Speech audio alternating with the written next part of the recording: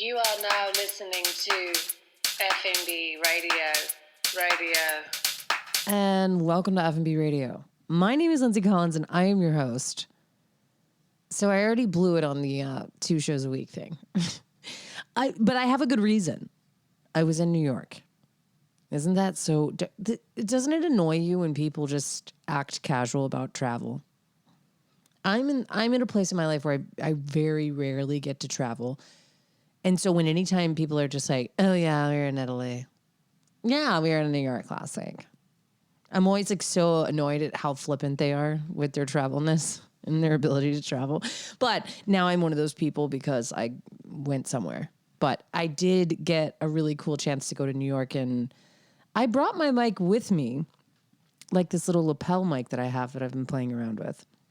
And I had every intention of recording in the hotel room or something when I had some downtime.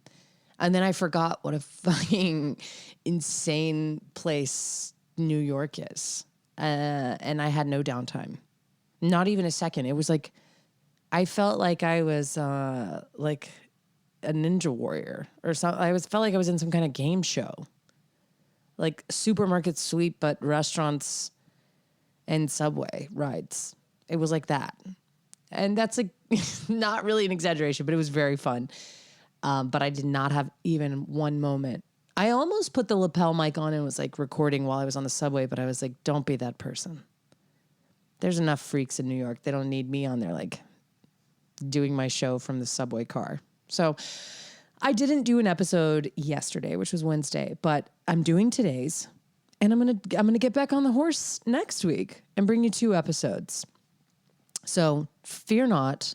Thanks for hanging with me. I am going to get into some of the fun highlights from New York because I ate so many places and it was so great.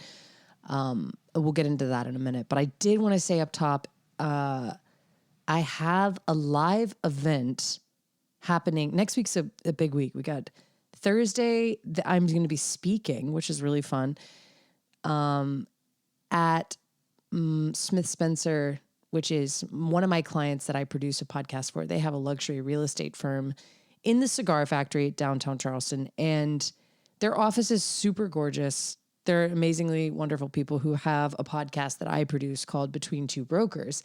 And they've been doing these live podcast series where they have a speaker come in or somebody that does something in the city, and they kind of talk about what they do. It's usually small business oriented and kind of just a look into your process and what you do. So I'm so honored to be speaking at them, with them, for them, all of the things. I usually just record their podcast, but in this case, I'll have a mic and we're going to do it in front of a live audience. And it's at the Cigar Factory at 10 o'clock next Thursday, May 25th.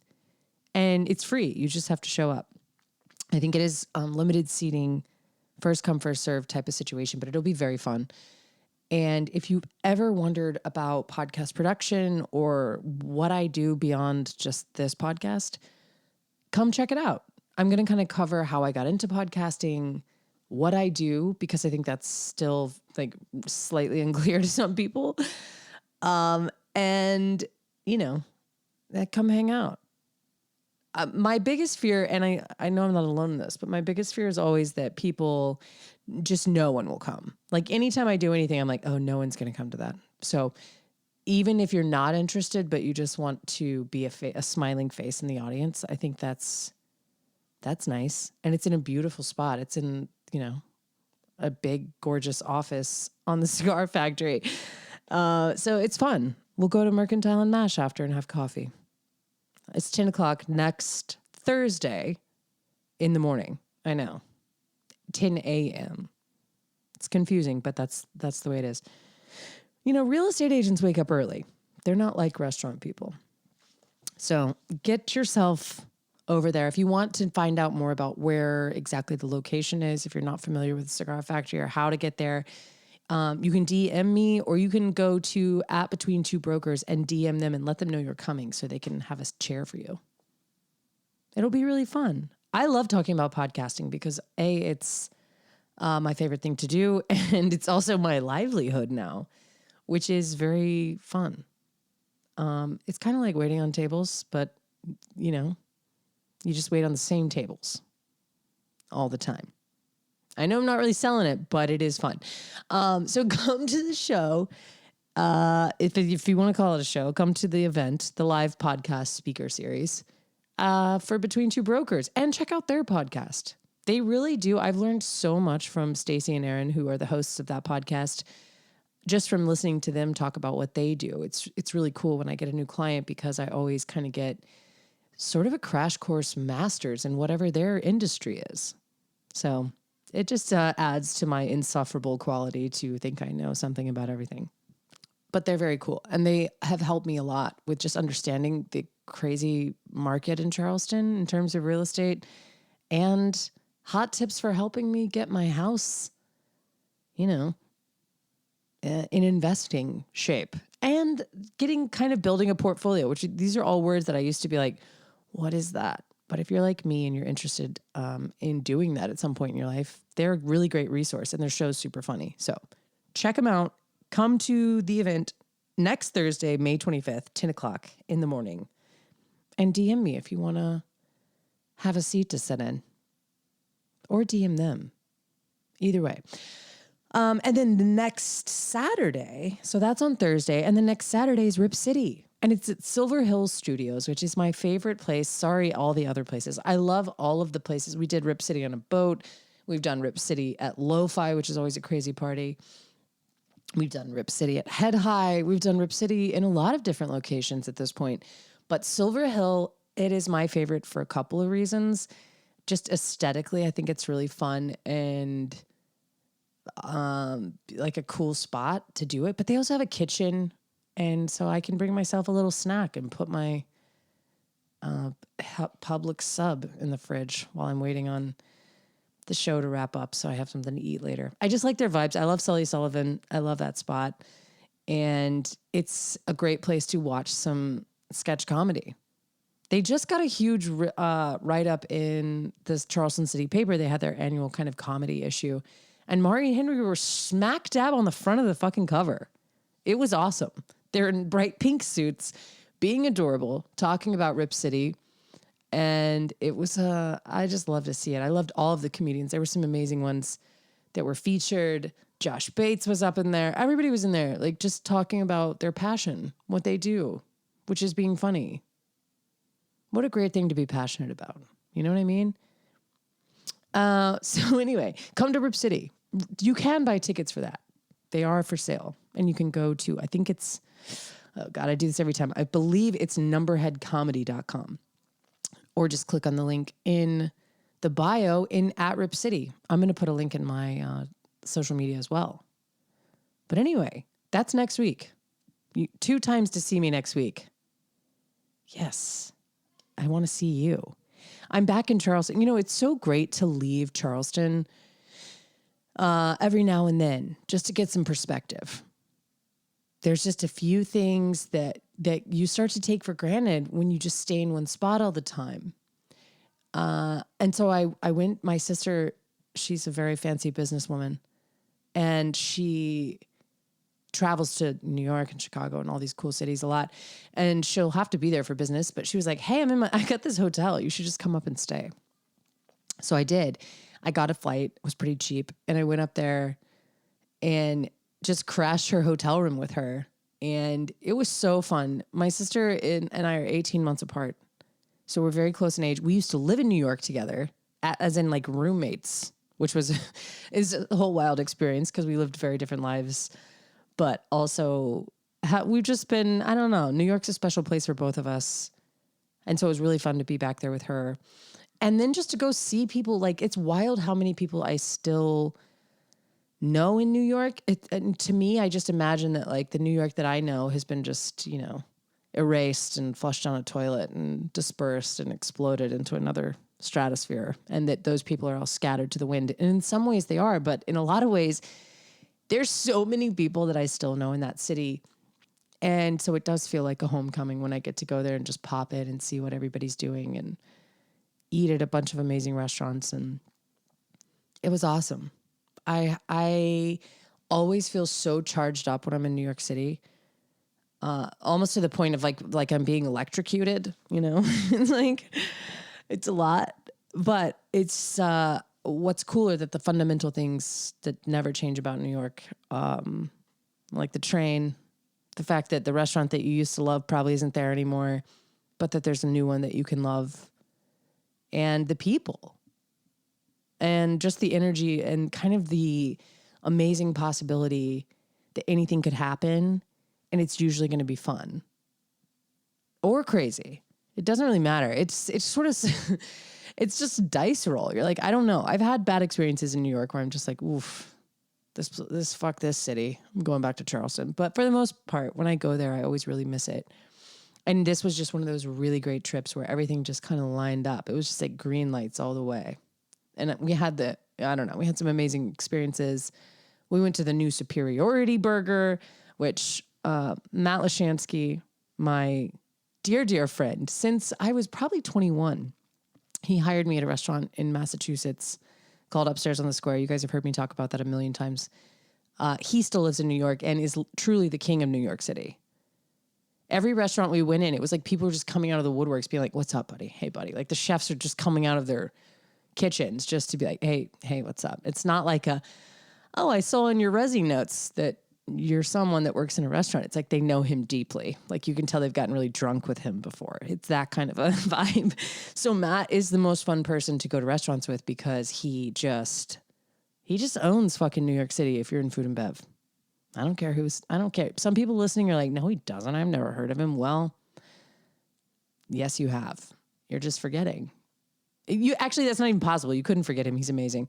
But Matt and I, our good friend Brooks Headley reopened Superiority Burger in a new and expanded way. They took over the old Odessa spot in the East Village, and oh my God. I mean, it's kind of an unfair first meal because then it's really hard to compete with that. Brooks is, I think, one of the most talented people doing what he does, or maybe to ever do what he does. And he does it in such a very Brooks way. So it was just mostly vegetarian. It's all vegetarian, but mostly vegan, even food that it's really hard to put into words.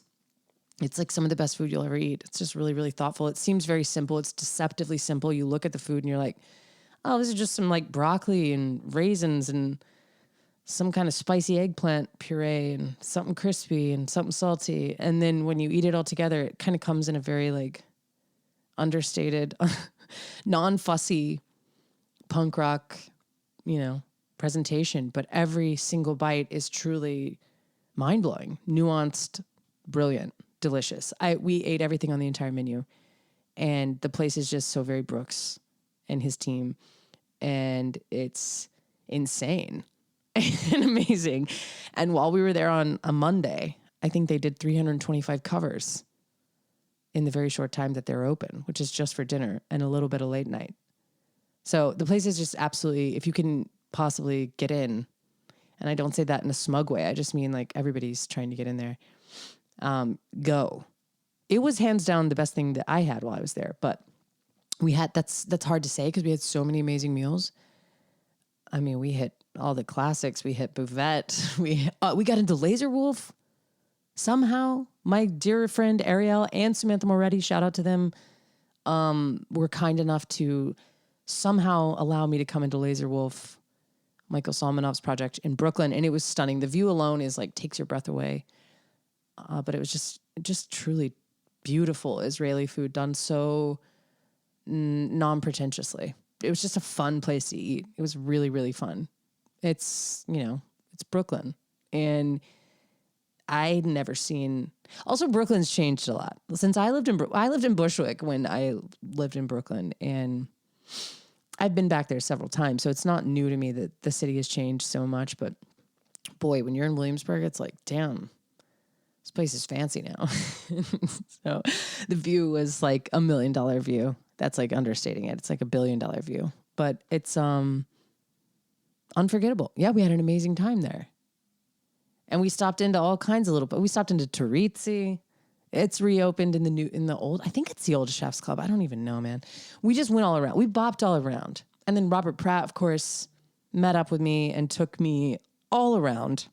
Thai Diner was a standout. Joe's Shanghai was a standout. Soup dumplings. I went there by myself and had soup dumplings, and I ordered spring rolls and the server was like, I was like, I'll have 3. And the server was kind of like, you don't need 3. You just need like 1. And I was like, all right, fine, 2. Just give me 2. And then the 2 came out. And of course I was like, oh, he was right. I only needed 1. I got a scallion pancake. Like, I was just like constant eating. It was insane. Best scallion pancake I've had in a long time. Yeah, we went to so many places. It was great. It was really just fun. It was a beautiful time in New York, 'cause May is like very desirable because it's not like the trash isn't as aromatic yet. It was on its way to getting ripe, but it was very. It was a storybook trip to New York. I did forget, and it's not that any of the places that I just named, but there were a couple of meals that we had that I'm not naming. So let's just exclude them from any of those places. But New York service always annoys me. Like in your very popular restaurants, the service in New York is absolutely terrible, and it always makes me like feel conflicted because I'm like, I get it, you're beep beep, so you can do that. Like, you're busy enough that you can do that, but man, people are so I don't know, like so oh God. It's just such a privilege for them to wait on you.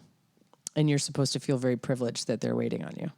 And it's always makes me laugh because I'm like, at the end of the day though, you're just being rude. You're just being bad at your job. And because you're busy enough, you don't have to care. And I just think that's the worst part about eating out in New York.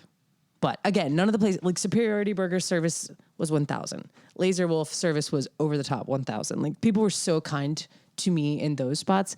But there was a few spots that we stopped in. God forbid you don't know somebody, because you're going to get treated like shit. And that's always just the slap in the face that I hate, because I'm like, God, what if I was just, anyone? Not that I'm not anyone, but what if I didn't know someone that worked at a place? You get a totally different experience. And it's always very sobering to realize that, because you and the person next to you in any given restaurant could be having a totally different experience, and likely are if they don't know someone at the restaurant. And I just don't think that's the way it should be. I think that's something that Charleston does really well, is that, of course, if you know someone, you're going to be nicer to them, maybe. But I think across the board, like kind of apples to apples, if you just walk into pretty much any place, you're going to have a really, really friendly, lovely, genuine experience when you come into a restaurant in Charleston. The hospitality just hits different. And so, New York, it's bigger, but it's not necessarily always better. You come home and you're just like, I just would like someone to like not be pissed off that I sat down at their bar. like if you're pissed off that someone sat at your bar, maybe you're in the wrong industry. And that's my only little rant. Other than that, like I said, at all the restaurants where I knew someone, I had an amazing time. But it's a tough town, and I get it. And also, I was there for 3 days on vacation. It's fucking hard to live there. By the time it was time for me to leave, after a very, very quick trip, I was like, woof, I'm exhausted. My voice is like borderline gone. That's why I could barely do this show right now. But it takes it out of you. The city is brutal. And so I'm like, maybe you are pissed off that I sat at your bar, and maybe you're allowed. It's a different set of circumstances. They don't get to go home and like drive to the beach or whatever. They got to sit on the subway and watch someone jack off under their coat or whatever that guy was doing that I sat next to. Also, I was shocked that people now, I mean, I'm not shocked. There's been so much post-COVID controversy around the subway, but I was very excited to take the train and take the subway just because it's faster and cheaper. And the people that I was hanging out with were pretty much like, don't take the subway. It's too dangerous. And I thought that was interesting. I was like, either my like danger barometer is not good, which is likely. Like, I'm not saying I'm kind of a risk taker, I guess, but I'm like, oh man, people were like, you took the subway, as if I like shared a needle with someone. I was like, well, yeah, maybe again, I don't live there. Maybe shit's gotten a lot worse. There was that really tragic incident where a man was recently choked out on the subway, and people are pushing people onto the tracks. But I'm also like, it's kind of been like that. It was like that when I lived there in 2007. There just wasn't as many cell phones that worked underground, so people couldn't really document it as avidly. But yeah, no, people were just like really amazed that I was okay to take the train. I was like, I thought that's the most New York thing you can do is like take the subway, but otherwise you got to pay $30 to go 3 blocks in a cab. I'm just not about that. So I walked a ton. I ate everywhere. We went to so many cool art shows, things, exhibits. I went to the Guggenheim for the first time. Robert took me there. Thank you so much, Robert. He just treated me real nice. We happened upon a Marilyn Minter show that I didn't even know was going on. We just walked in. This is how New York works. Like, I'm walking with Robert up, around Central Park. We're headed up, just leaving the Guggenheim. We take a right because we were going to go to Kitchen Arts and Letters, which is just this beautiful kind of fabled kitchen bookstore. It's so, I don't know. It's one of those places you're like, this feels like it should be in a novel. It's been there forever. They have such a very unique selection of all the stuff you want from kitchen and culinary cookbooks, but also more. Like, it's curated in such a way because it's a tiny place. But anyway, we were walking there, and so we were kind of cutting through streets. 89th, we just turned on 89th, took a right, and there was just like a service door open onto the street, and we just saw one woman walking out, and she had a big smile on her face. And so it kind of piqued our interest. We're like, what's in there? That's a beautiful building. And then we sneak in there, stick our head in. There's nobody in there, but like all these beautiful paintings. And immediately Robert was like, oh my God, I know this artist. And I had too, because she was featured in that documentary, The Price of Everything, which is an art documentary that I would have never watched except for Jeremy's always watching very cool art documentaries. So I was like, wait, I do remember her. She's like a living legend. This woman is amazing. Her paintings are incredible. And her name's Marilyn Minter. And it was her exhibit.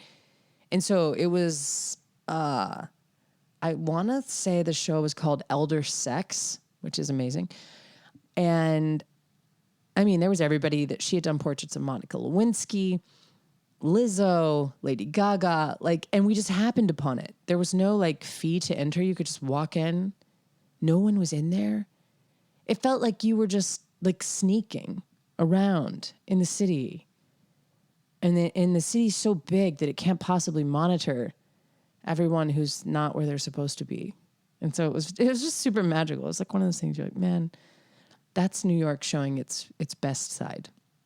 Is just you happen to be able to stand within 2 inches of a Marilyn Minter painting and actually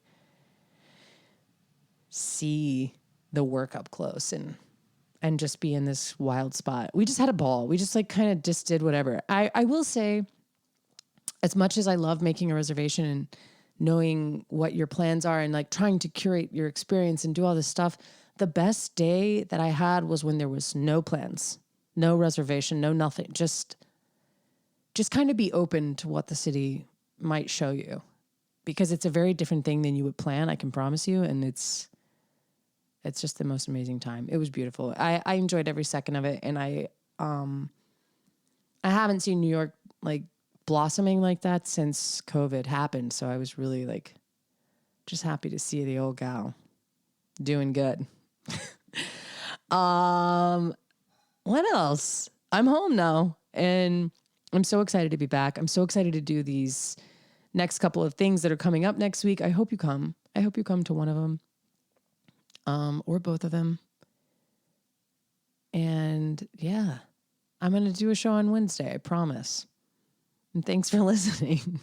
You can rate the show, you can review the show, you can do all those things. And I know I never sound excited about it, but it's just because I don't like to ask people to do stuff, but it does really help. So if you haven't done it yet, just give the show a little rating in iTunes or in Spotify. Spotify, you can, I think, actually do it easier.